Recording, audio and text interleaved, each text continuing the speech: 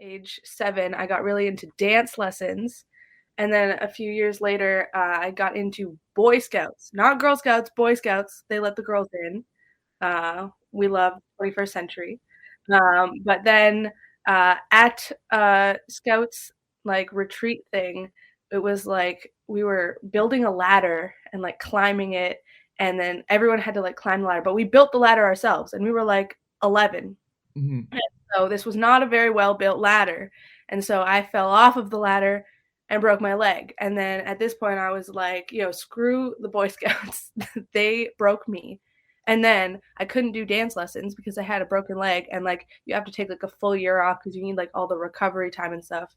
And my mom was like, well, we got to get you out of the house. You got to do something Yeah. because we've had enough of you. So she's like, maybe we'll sign her up for some music lessons. And then my dad, he used to play drums and like percussion in like high school band, and so I think he just wanted a drum set in the house. So he Yeah. was like, "Let's sign her up for drum lessons," which they did, and then it like by like week 2, I was like, "This is it. This is my thing," and I've just been making music ever since. So how did that shape into you being a music teacher and doing all these recitals and everything? Like, how did that form into you wanting to become this now, I guess? Well, it took years of like development. Hmm.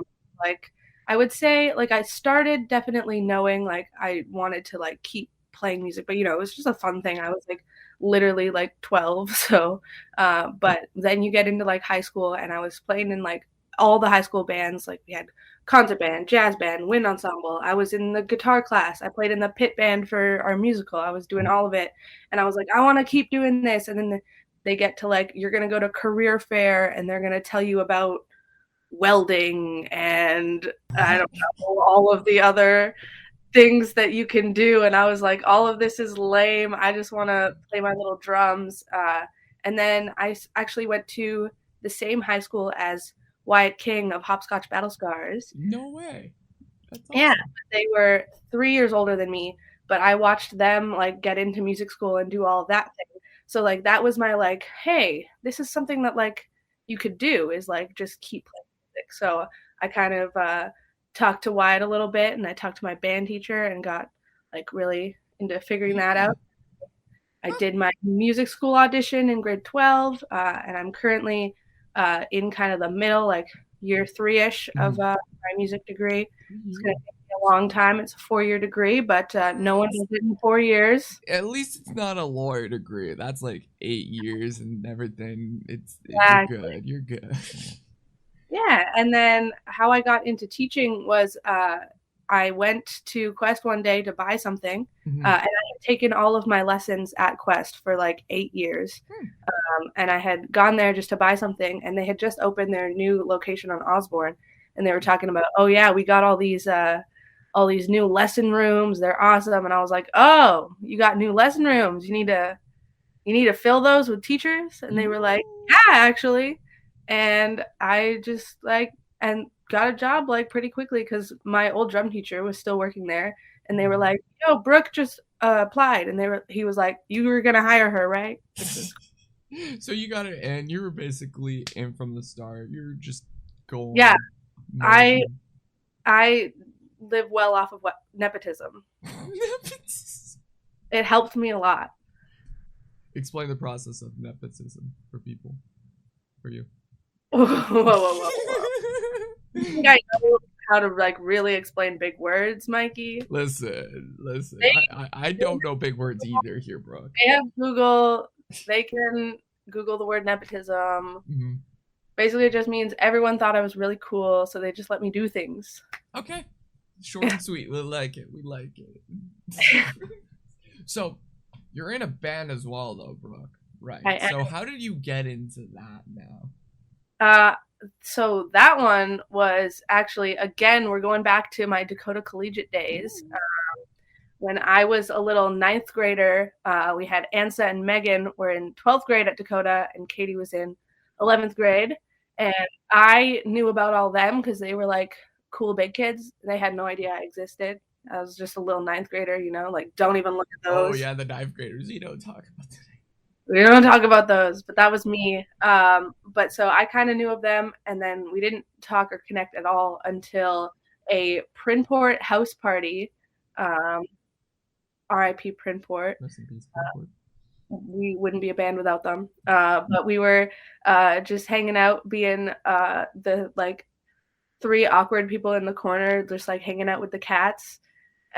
And then like a few months later was actually when like COVID hit and everyone was stuck at home. And so I was posting just like drum videos on my story, and Ansa hit me up and was like, "Hey, I have three girls that want a band and we don't have a drummer. Ooh. Do you want to do that?" And I was like really scared, but I was like, "Sure, I'll do it." And then we met in Katie's garage, and I didn't realize that Ansa is always late to everything, and Megan just a little bit. So I showed up on time, and I'd never really talked to Katie in my life. So we just hung out in her garage, and I was so scared. I was like 18. They were big kids. But once we got over that, it was really good. And we've been having fun ever since. Okay, I want to know like the first practice and everything. Like, was it like intimidating? Like, what was going on that first initial It day? Yeah, it was really weird because it was like COVID. So we Mm-hmm. couldn't really like get together like in houses and stuff. Like this was like Oh, early. This was like May-ish. So everyone was still scared to like talk to people and like hang out. So we would hang out in Katie's garage, and my drums are in my basement, and I wasn't gonna lug all of my drums to her garage. If it got to that point, I yeah, probably would, but we were just kind of like waiting it out to see if we could get together and stuff. yeah. So we would just kind of like noodle around on guitars and like write some lyrics and stuff, but mostly we were just like kind of talking about music because like the three of them, they have known each other forever. Yeah. And then it was just me. So like it was almost like I was being interviewed. I Oh was yeah, in because the top you're spot. the new one in the group, and they want to Yeah. get all this knowledge from you and see, oh, are you not gonna, you know, kill them? I don't know. I thought about it, You but I don't decided it. listen. Those band practices get to you, you know. Exactly, exactly. Has there been any like rough days for band practices at all for you guys or not? Not really. Like it's really funny because everyone's like, "Oh my god, girls drama," and I don't think we've ever had any drama. And I hear all my friends who are in bands with guys being like, "Oh, we're gonna kill each other. Freaking so and so is like being such a little bitch," and I'm like, I love my bandmates. Drama free. It's Wait, perfect. there's drama in the Winnipeg scene with other bands? What? No, actually, I'm just kidding. No, no way. That's what they all No, say. That's what they all say. We're good. We're good. We're no, good. but we are the perfect group dynamic. Oh, okay. Yeah, okay, okay. I No, would say the only thing that we ever clashed about a little bit, but not even too much, was like how our genres developed because we started off like a little bit more like we were never hardcore, but yeah, like we were playing shows with like Prinport and Hopscotch right. and stuff, and like we have our song that we used to open with all the time. It was Ego Check slash History and Alone, which has like chuggy guitars and like double kick. And if you've listened to any low life song recently, you're like, no way, that doesn't make Yeah. sense.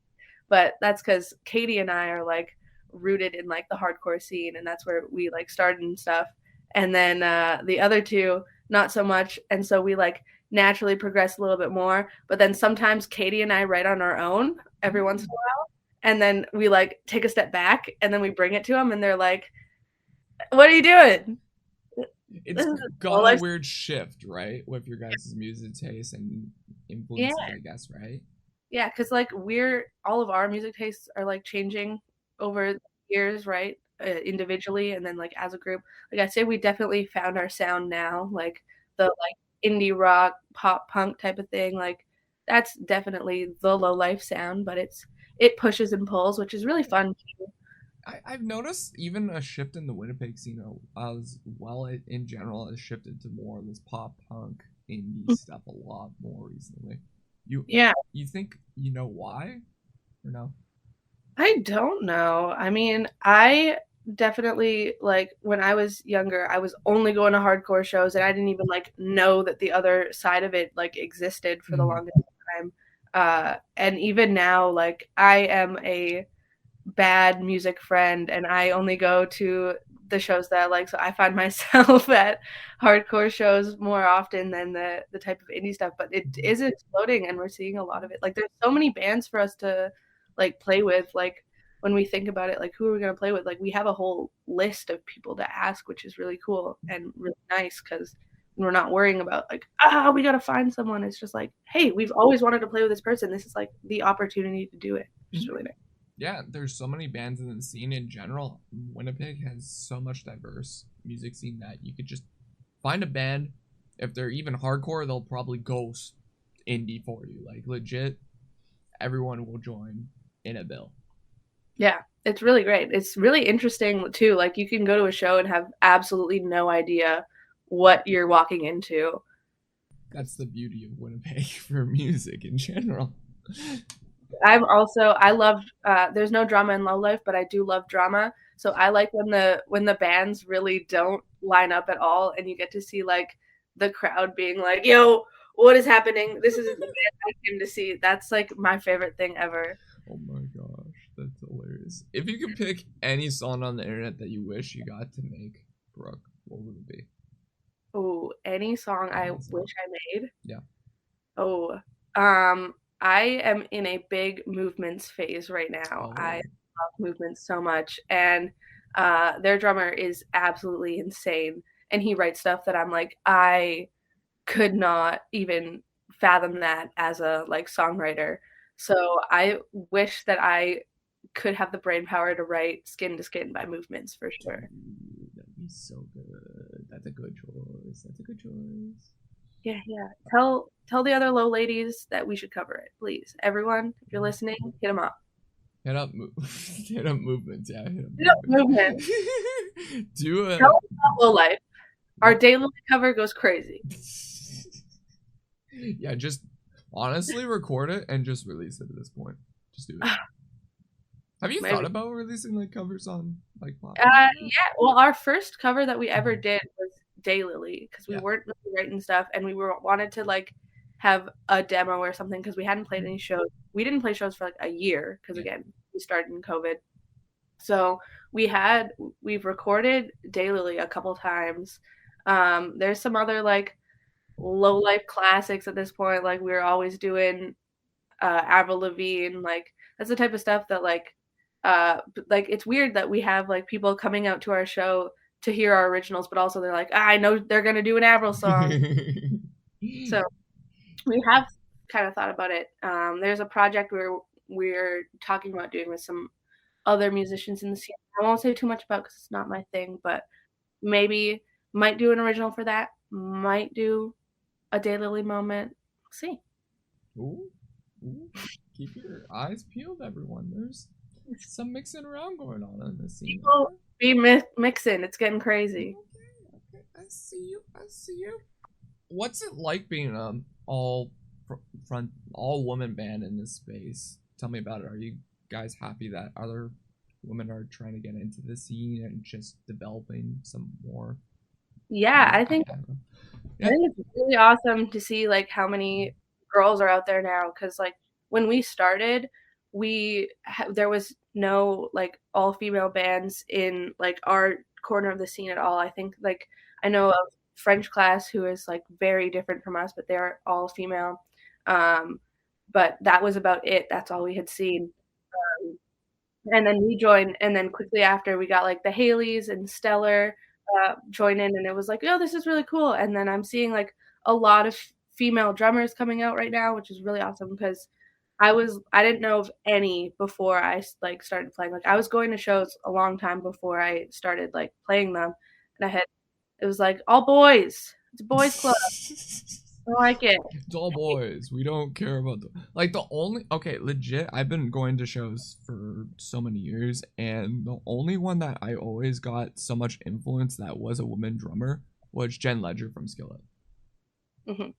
Insane drummer who can, well, I see that with you guys too. Like you could sing and then do the drumming too. Like it's crazy. Yeah, I definitely like love just looking at any like women drummers, whether it's like in our scene or wider. Because it's like I grew up when I started playing at 11. I'm pretty sure like pretty quickly someone who was like, ah, you play the drums and you're a girl, you're like Meg White from the White Stripes, and I'm like, no, no, no, no, no, because I'm 11 and I've surpassed Meg White. I'm a huge Meg White hater. I will say it. What? Glad to talk about my Meg White hate any day. But there's just so many amazing like female drummers out there, and I love that I teach a bunch of little girls now, and they can like look up to me as a woman doing it, and also like I'm always talking about different female drummers who have inspired me, and I'm like I'm going to tell these kids about them when they're young rather than them having to find them on their own at like after they've been playing for like 5 6 years. Nice. Yeah, yeah. Jeez, yeah. I need to know about this hatred. How did this hatred start?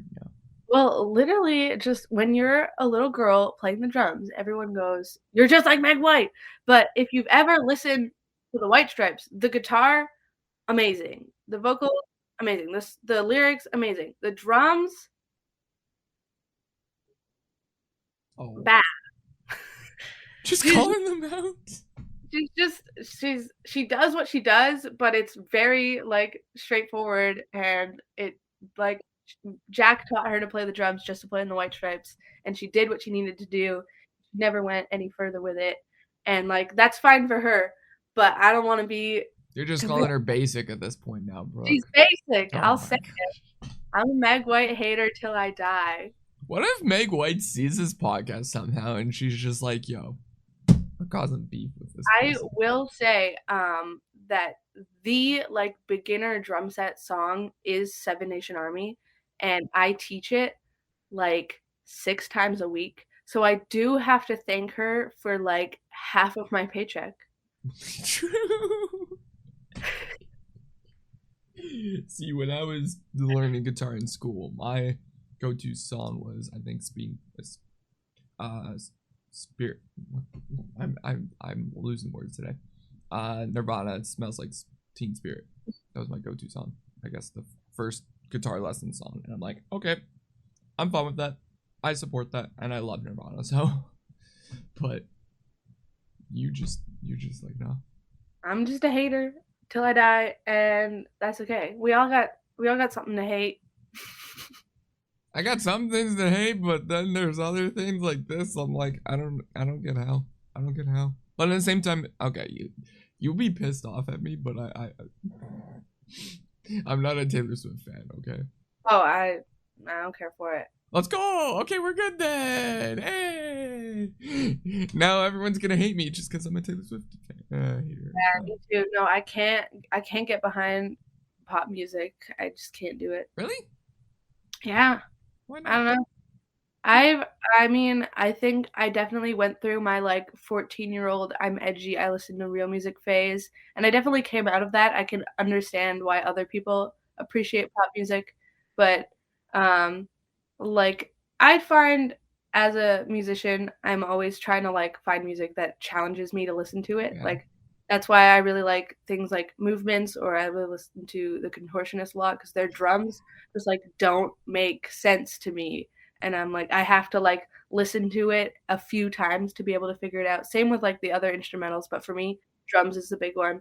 Whereas I find in pop music, it's all like very straightforward, the same repetitive things. Like usually the drums are either really basic or they're made by a drum machine and just like aren't humanly possible. So I like things that are more of a challenge to like play and understand. Yeah. When I saw Contortionist live like years ago, they were insane. Like that drummer was going nuts. Yeah, I'm so jealous that you got to see them one day. One day I'm gonna see them. Yeah, I hope to see them again. This was just before they were like getting bigger ish. It was like years ago. This was at the Garrick, I think, when they played. So, yeah. Yeah, and when they were here, I didn't know they existed. I found out too late. Well, I didn't know about them at that time either, and then I listened. So it was with the Between the Buried and Me tour of that tour, and then I heard about the Contortionists, and then after I heard them, I'm like, yo, this band is sick, and then I got into them like crazy after that. So yeah, that's the beautiness of concerts and Exactly. live music in general. It's just great. It's Who just great. doesn't love live music? I don't like live Taylor Swift live music. No, have you heard about the craziness that the Swifties are doing now, Brooke? Not specifically, but like maybe I've heard about it. They want to basically take a cut from Taylor Swift now. For why? I don't know. They said, "Oh yeah, we're promoting Taylor for all her music endeavors. It's basically at this point now. If this happens, every band is gonna be screwed for money now because everyone's gonna be like, yo, let's have all our fandoms take money from the arts now." Hmm. Mm-hmm. Interesting. Very interesting. I saw that on Twitter yesterday. I'm like, oh no, this is not good.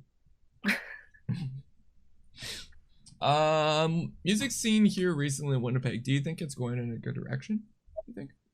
I think it is. I think we're seeing a lot of new bands emerging lately. Like I find like most bills that I see, like I know usually like two out of the three bands, and there's a third that I've never heard of, and then all of a sudden they're playing a bunch of shows, and I'm like, that's so cool. Right. I really like just seeing a bunch of new people making noise together. Yeah, same. I'm a person all for the music scene. It's growing exponentially. I feel like it's going at a rapid pace that people are just well, in general, I've been telling people you could see literally a show every single weekend if you wanted to. Like there's Oh one Friday, Saturday, or Sunday, like legit all weekend. There's something at a venue. yeah, for sure. And there's quite a few venues too. Like Yeah. so, like often, like you're like choosing between shows. Like I was so sad I couldn't go see Higher Lows on Saturday because I was playing. I was like, "You're kidding me! Yeah, We're barely ever playing. When they do, I'm also playing. This is tragic."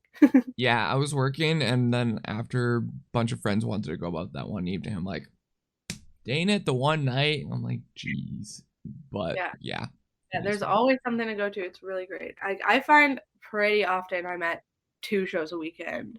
Jeez. And I've done the show hopping. I've gone from one to the other in the same night. Yeah. Yeah, I did do was it like recently? I think yeah, it was like in wintertime. This was my first time I did two shows in one night, and it was literally one band asked me to photograph one, and then another one, the promoter asked me, "Hey, do you want to take photos for this?" I'm like, "Okay, let's zip it from Park Theater to go to Handsome Daughter." I'm like, "Okay, let's go zip in." It was the bad night with that winter storm too, so it was like Ooh, yeah. nuts. It was nuts. So it was good that I had my Jeep, but either way, if I didn't, I would have been screwed. But yeah. But yeah, it's crazy how much music that we get in the city, and just even in general, we're getting more. I feel like touring artists, which is good, and I hope Yeah. we get more. Yeah. I've talked to my coworkers who like some of them are in like larger like cover bands that like tour the states, and they're always telling me they're like because I haven't seen much music outside of Winnipeg, right? Yeah, Because I'm here, I don't got the money to travel around to see stuff. Um, but they're always telling me like Winnipeg, like you guys in this little like scene of like kids in their 20s and stuff, like you're making good music. Like other places like don't have this like we do as much. So that's really cool to hear, especially since I haven't seen it firsthand, but to have other people be like, no, you're doing the thing and you're doing it well. I think I've heard this before. Like I've been like for myself, I've dabbled in so many markets and not markets, but in general, different cities. Been traveling a lot too, but then after just going and just seeing like in general, I like to when I'm out and about or going to another city, state, or whatever, and then I look up, hey, is there a show this weekend or anything locally or something?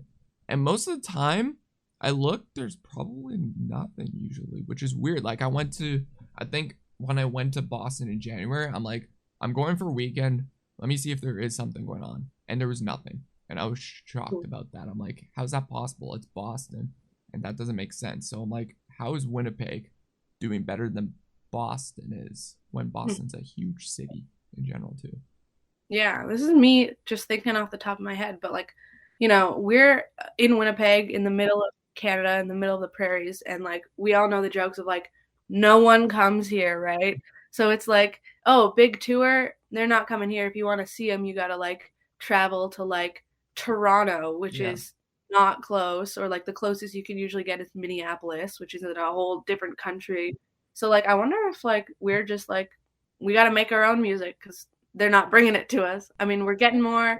The Park Theater is doing like great stuff, but we've been filling the gap for so long. Yeah, we've been filling the gap for so long. I feel like we're now starting to get that momentum of like, hey, it's finally picking up now.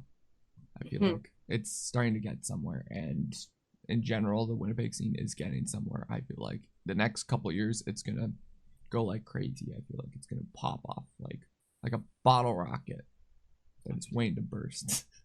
Yeah. But who are three artists that you want to see here in the next 5 years? Any artist? Any artist? Well, I want to see my boys in movements. They need to come. I've been waiting. Um, some larger touring bands would be cool. I'm traveling this summer to see Paramore in Minneapolis, but I think they need to come here.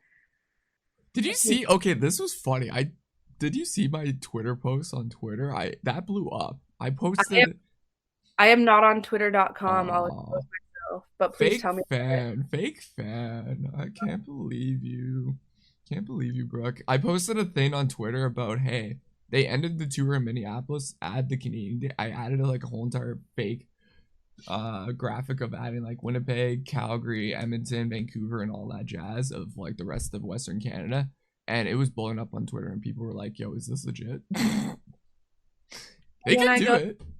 when I go to Minneapolis, I'll hit him up and I'll be like, Yeah. "Hey, Mikey's got you. We already planned the tour for you. You don't have to do any work." We planned it out. It was amazing. I feel like Nick, what is it? Nick, not Nick. Nick from Kokomono. Mhm. He's like, "Yo, was this legit?" It's hilarious, but yeah. Who's the other band that Uh, you want to see? my last one, I'm probably gonna go Contortionist. I need them to come back. I bought tickets to see them in Toronto, and then they canceled their Canadian dates. And I was devastated. It's gonna be the trip of a That lifetime. is that is very rough. That is Yeah, so very they rough. have to make it up for me by coming here, so I don't have to travel again. Yeah, yeah, they really do. You got, yeah, yeah. I would say for myself, it would be as everything unfolds. They're like a new post-hardcore, female-fronted woman band, post-hardcore band. And then Billie Eilish, need to see her at one point, and then Stain or Stan. I always mix up the name of that band. Whatever. It is what it is. But yeah, what is 5 things you didn't know when you first did your first show, Brooke? Ooh, And but now and now you know it's basically the breeze of those five things. I guess like the first thing that's scary as a drummer is like sharing gear. Is Really? because we Oh, backline and like you gotta get that all figured out and it's like at the beginning it was like stressful. I was like, are they gonna bring the things that I need? And what do I need to bring? I know I need to bring my snare drum and my cymbals. Should I bring my own pedal? I don't know. I'm scared. Um, but that's something you get more used to. Figuring it out it's easy. It was scary. okay, okay. I would have been like scared if they broke it, right? Yeah. I I'm I used to be so scared bringing my drums to shows, because like my drums, not to toot my own horn, but they're very nice. I spent a lot of money on them, and so I was like, they're gonna leave my basement and someone's gonna touch them. I don't like that. But now it's like, just throw them in there. They're made to be played. I've seen those drum sets. They're insane amount of money. Yeah, they're crazy. Yeah. Yeah, Other but other things that other other things that things. Uh, this is a hard I question. I know. don't I love doing. That's a new one that I love to bring out to musicians and everyone that they're like, "Dang it." know. Mhm. Um, I guess like I also started playing shows when I was 19, and my entire year of being 18 was COVID, so you couldn't leave your house. So even like the fact of like go to the bar, you gotta like load in and you gotta like talk to the people that work there and get it all like sorted out was like a lot for me of like I hadn't even really like seen my friends do it or anything because I only went to like all ages shows that were like usually bigger shows where they're that's all done like behind the scenes before you get there and stuff. And then now it's like all this DIY stuff I didn't even see too much because I was a little baby. First bar is scary. Nah, Yeah. nah. No, no. Well, my first bar was at the time. Well, you wouldn't know this. It was the Pint when that was a thing, and it wasn't that scary.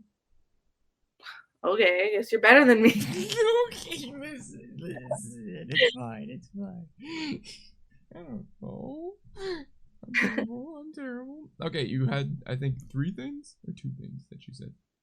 I think that was two, but Two. five is a lot, Mikey. Okay, fine. One more. I'll cut it. Only one Or more for you. um, I gotta Mhm. think. I gotta think.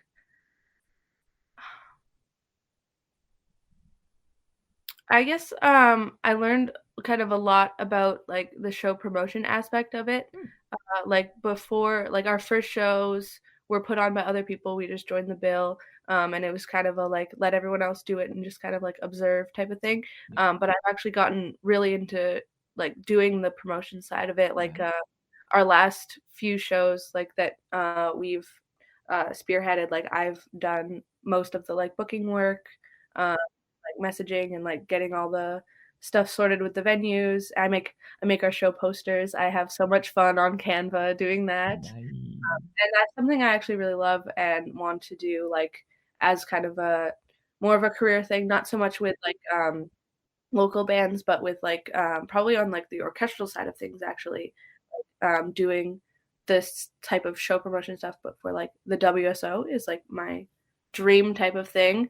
And that's what I do right now with children. I put on recitals for little kids, and it's like the same type of stuff, but I find it really fun. And yeah, I definitely like over the first like I guess four shows we did, I was just kind of observing how they did it, and then I was like, you know what? I've seen it a few times. I'm just gonna try it out, uh, and it's something I really liked. Yeah. I feel like for myself too, in like the long game, I want to do like a show promoter kind of thing too. Like just I feel like I've seen this with one photographer who did this in this city. She is promoting like a DJ kind of thing or some kind of show that she's doing on her birthday. I'm like, what if I did that as well, but Mhm. actually like bring out a band, like a band that everyone's like, yo, you want to see this band? You're Winnipeg one day, and I'm like, why not do that? You know, like a one-time kind of thing, like once Yeah, a year kind of thing, like go crazy that night. I'm like, yeah, why not? I'm thinking of like getting into that venture of promoting one day, but we'll see. yeah. It's really fun, It's very and fun. it's nice to like know, like I want to get this done. Like you don't have to like wait around for people to do it for you. Just like I'm gonna spearhead it, and I'm gonna make this happen because it's something that's like exciting to me. Hmm. Exactly. But you just have to dabble into it more and just learn from other promoters or other people in the city and be like, hey, So you just kind of watch other people do it and you try it out and you learn from trial and error. And I've been lucky enough to get to try it in like a bunch of different fields. Like I'm doing it with low life. I'm doing it with the kids at work. I've done a bit of it through like university stuff. I've helped with like putting on our shows and stuff. So yeah, you're just doing the thing, bro. I'm just trying. You're trying, you're hoping, you're doing it, you know. Do you think other artists should be independent or should they go to labels? Um, I mean, there's like pros and cons of both. Yeah. I mean, independent like allows you to do whatever you want to do, which is really Mhm. nice. As a tiny band that just does whatever we want to do, we're having lots of fun. But I mean, of course, there's like all the like it's a lot of work. Make like doing all the like figuring out the where you're gonna record and how you're gonna do it, and like figuring out all your merch stuff and putting on the shows. Like I like putting on the shows, but it is a lot of work. So Oh I yeah. mean, if I got approached by a label, I would probably be like, hell yeah, let's do it. Okay. I was curious on that. I'm like, oh, would you guys go to a label? Do you think? Like right now, if you guys got approached by a label right now, would you do it? I think we would. I think we love attention, and getting a label would get us attention. Yeah. You Yeah. just want attention. That's it. Or literally just like pay attention to us, look at us, because like we're so fun and we're so cute. That label's gonna have fun with you guys when that Oh, happens. like the label's gonna hate me personally because I'm gonna get us into some trouble for sure. What do you mean the trouble? I do what I want and I talk sometimes, and like sometimes I say things and I'm like, oh, should I have said that? I don't know. I can do whatever I want right now because Yeah. like no one's paying any attention to it. But like if me saying things was dependent on someone else's paycheck, I feel like they we'd have some problems. Yeah, in the future interviews, you're just gonna like lay loose and just tell everything for interview. Like I think that I'm not doing anything bad. I'm just like I think I'm really funny and so I like to say things. And one day it's gonna get me in trouble. What? Okay, you gotta tell me a funny thing now because you say that you're funny. Now we gotta see how you're funny. I have to say something funny. Yeah. I mean, first of all, just like come out to any low life show. I am the front woman of low life. They throw me in the back. They're like, get her out of here. We don't want you to see her. Just like hide her.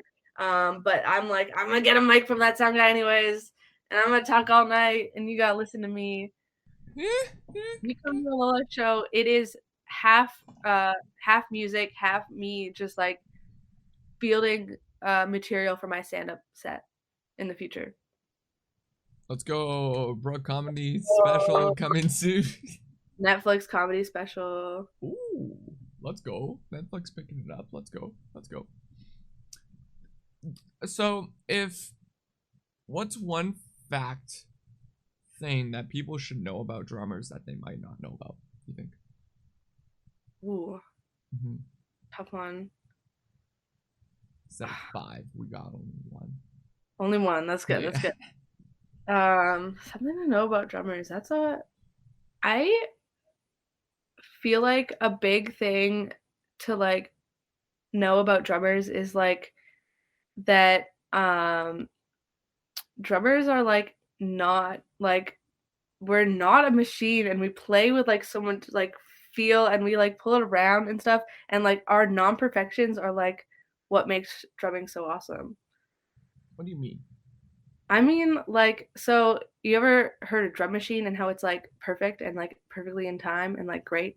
I've never heard of drum machine until today. The Yeah. only thing, okay, no, the only thing I've heard of like drum stuff is like, electronic drums or that kind of stuff on like FL Studio, those kind of like drum stuff. So Like, like when you put on a drum machine, it's like it's gonna be perfectly strictly in time and it's gonna do exactly what you want and all of the notes are gonna be like completely even.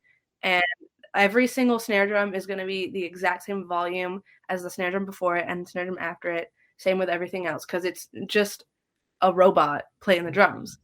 yeah, Um, and drummers, like as human beings, we just can't physically do that. We're gonna like push and pull the time a little bit. I mean, obviously, our main goal is to be as perfectly in time as yeah, possible and to have all of our notes be like as even as they can, but they're not. And that's what like makes it fun is like you get like a real human feel out of everything a drummer plays, which I really enjoy, is like each drummer is so different. Like you could mhm. ask, I mean, I think it's the same with every instrument, but Oh you yeah, could ask 5 people to play the exact same thing, and they're all gonna play it like a little different. And I think that's what really like helps make a band sound is like the push and pull that their drummer gives in everything that they play. What if there was a drummer that was faster than the drum machine? No, no, no, no. What do you mean? No. That's too crazy. The drum machine goes crazy. What if though? But what then I want to meet him or shake his hand. There has to be a thing, I would think, Brooke, right? The drum machine can go as fast as you tell it to go. Well, then go as fast as possible and then go faster than that. I've been trying to get faster for 10 years now, and it's so hard. You can do It it. only goes so fast. Incrementally get a little bit faster every year, and it's so little. But the drum machine, if you tell it to go 5,000 BPM, it just will. Oh no, not 4,000. It'll happen. One day there's going to be a song at 5,000 BPM, and none of us are going to be able to recreate it, and that's the day that music dies. No, that's a day when AI took over. Yeah, for real. When the AI takes over, all music will be at 5,000 BPM. All right, low life. Is there any new music coming out from you guys soon? There is. Ooh. We're working on dropping a larger release. We've done some singles. We were talking about an EP, but we were gonna do a 5-song EP, and then we're like, what if we just drop a 6-song and make it an album? That's not an album. 6 gets you album status. No, that's EP. What do you mean? Okay, there's a certain time limit of like how long an EP is and everything, and album wise, if it's under 25 minutes, then it's an EP with 6 songs. It should be over. It's gonna be over. Okay. Our song's long. If it's 30 minutes or longer, then yeah, it's gonna be an album. But if it's 25 minutes or less, then yeah, it's an EP. Well, I'm learning things. Yeah. What do you know? Thank you, Mikey. Yeah, listen to Mikey. I think we're going for our debut long release. Hopefully it'll be an album. Maybe it'll be an EP. See? Listen, I even thought the other day that an EP was still 7 songs, and then people were like, no, it has to be a certain. It's so weird because I've seen people have like EPs that are like 9 songs that are like short, and I'm like, how does this work on Spotify? Like, I don't get it. So yeah, it's weird, but yeah. So tip it of the day for you, Brooke. Thank you. But yeah, we've been working on some new stuff. We have no shows lined up right now, and we're planning to keep it that way for a little bit. We want to like take some time to like kind of dissect our songs a little bit and make them, I think, better than they already are. Not that they're not already great. I love them so much. But yeah, we want to really work on them and then get in the studio and record them. We have our whole plan of how we're gonna roll it out. We got the title, we got the promo idea. It's gonna be iconic. It's gonna be hilarious. I spearheaded it, so you know it's gonna be great. Any leaks that you could do or no? I can show you one thing that I have in my room. Okay. So this is some promo material I was playing around with. It's a little fortune teller. Mm-hmm. It's got a lot of names on it. Oh, cool. Numbers inside. I can't show you what's on the inside. Ah, that's the best part, though. No. I can just tell you that, like, this is the vibe. Homemade fortune tellers, little art from your childhood. That's what the low life vibe is going to be. Honestly, hear me out. Cover art would be a fortune teller, one of those like little toy stuff that you had when you were little. The cover art is already figured out, and it's going to be great. Okay. I'll tell you one thing. We're using crayons. Sick. Ooh, and that's all you get to know about our cover art. Okay. I always love cover arts and just seeing where the direction went with the band and artists and everything and how they went with it. I'm excited. That's gonna be sick. Cool. What's an upcoming show that you're looking forward to right now, Brooke? Any show? Any show. I mean, I'm really stoked to see Paramore. I'm so excited because they are like my all-time favorite band. I think like they're one that I go back to all the time because I really go through phases with music. Yeah. I listen to one genre of music for like the longest time, and then when I finish it, I feel like I always go back to like that Paramore type of sound, and like they have such a different sound too that like no matter what type of sound you're looking for, they kind of have it if you, because all their different eras are so different. So I'm really excited for that. I think that's going to be a big one because they inspired me a lot. Nice. I'm excited about Nickelback in a few weeks. Just Yeah. because they've inspired me, and also I hope to photograph Nickelback. Because You're gonna photograph. We know get the full entire circle of photograph. Taking a Oh, photograph of photograph. oh my god, that's too much. Too much of photograph. We'll Too see. much photograph inception. Photograph inception of Inception. We'll take a picture of a photograph while Nickelback's playing photograph, which they have a photograph in the background. That's I can't comprehend it. Too much. Nah, it can never be too much. That's good. That's good. We'll see. We'll see. What's some small artists that you've been getting into lately, Brooke, that you wish were big mainstream level artists right now? Not including Lil Life. Not including Low Life. Nope, you can't I was, say Lil Life. I was gonna say him. Uh, dear friends of mine, I do really love Kokomono so much. I think they are currently my favorite local band. Whenever they got a show lined up, I'm always excited about it, and it's always good. And their song titles are so hilarious. Right? Yeah, I'm excited to see everything that they do.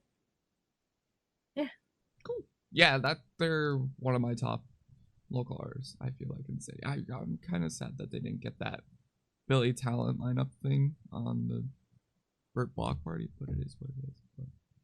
but it is. Yeah, it is what it is. But what do you want the people to know about you, Brooke? About me? Yeah, about you. Ooh. Mm-hmm. This is a tough one. I feel like we've been talking about this the whole time. I don't know. I just like talking about my music and the things that I'm doing, and I like people to know that I'm working hard to inspire the next generation of musicians. I really love working with my little kids at work and seeing them progress because I know that some of them we're gonna see them emerge in like 10 years. They're gonna be playing the Goodwill, and it's gonna be great, and I can't wait to watch. Maybe. Plans for the rest of the year, Brooke. What do you got? Ooh, I'm taking a slow summer. I'm not doing much because I don't teach much in the summer because most kids are on break. Um, and then in the fall, I am going back to school. I took kind of a bit of a semester off. I took like one class, but I'm going back not full time, but almost because they announced a new program where you can get a certificate in contemporary songwriting. Cool because I was in like a spot of like really being like drained and frustrated with school because it's all like you have to write a paper on opera, and I'm like, I don't give a shit about opera. I just want to play in my band. And they were like, well, you can't really do that. But now they're like, hey, you can kind of do that. They're like, you still have to write the paper on opera, but you can also submit a hardcore song as Let's a go. project. I'm like, that's crazy because that's like a brand new thing that they've never let us done before. So Breaking the fourth wall here. I am breaking the fourth wall. Let's go. Let's go. All right. Shout yourself out, Brooke. What do you want the people to know? Well, people know. I want people to follow my spam. It's so funny. Creek Pond Drink Water on Instagram.com. That's the only thing I'm shouting out. I'm not shouting out my main. If you want to find Low Life, you can find Low Life on your own time. Follow Creek Pond Drink Water. If I knew about this, I would have put this in the graphic, but I didn't. I put your actual Brooke Instagram on the graphic. No, that's good. That's good. But I want the people who made it all the way to the end to follow my spam because that is where the peak of my life is. What do you post on your spam? Oh, a lot of cursed content. I post quotes that my students say in their lessons, and they're hilarious. I'll read one Does for that you. break like student confidentiality? Yeah. No? Well, they never made me sign a contract on that, so I think I'm good. But I never say their names or anything. Oh, then yeah, you're good then. Uh, I think. Here's an iconic one, okay? My one student came in one time and I was telling her that she needs to stop doing stick tricks because they're gonna just be too crazy and they're gonna everyone's gonna not be able to handle it because their stick tricks are so wild. And she goes, "Look, you can cage the lion, but you can't cage the roar." And then just went right back to playing probably Seven Nation Army. That kid's going places. I can already tell. She is. She is. Her goal is to be recruited by ACDC, and I think she's gonna do it. Who's gonna tell her? Ah, don't worry. Oh no. Oh no. Yeah, And just, there's a lot of cursed content on there that I really can't explain it.